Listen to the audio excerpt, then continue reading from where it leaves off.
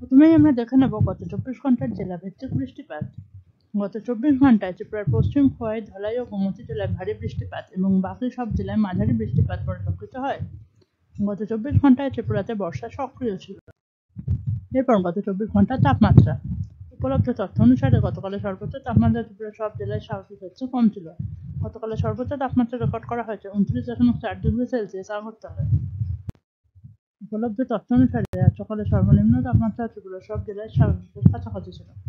আজ সকালে ত্রিপুরার সর্বনিম্ন তাপমাত্রা রেকর্ড করা হয়েছে 25.2 ডিগ্রি সেলসিয়াস আগরতলা ও কৈলা শহরে।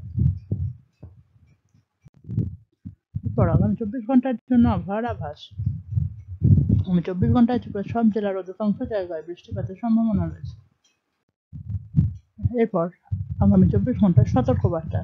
ত্রিপুরার সব জেলায় বজ্রবিদ্যুতের সম্ভাবনা রয়েছে এবং পশ্চিম খোয়াই ও সিপাহীজলা জেলার 1-2 জায়গায় অত্যধিক ভারী বৃষ্টিপাত, বাকি সব জেলায় ভারী থেকে অতি ভারী বৃষ্টিপাতের সম্ভাবনা রয়েছে।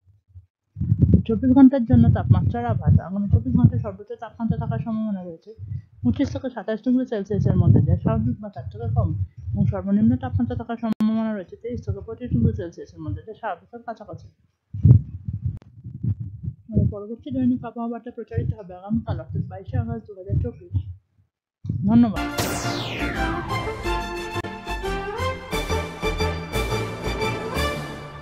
রান্নার স্বাদ এবং গুণমান বৃদ্ধি মানেই সিস্টার গুঁড়া মশলা। সয়াবিন আটা সুজির পর প্রত্যেকের সুস্বাস্থ্যের জন্য এবার রান্নার তেলের দায়িত্বেও sister kachi ghani mustard oil. Sister, আপনাদের বিশ্বাস আমাদের দায়িত্ব।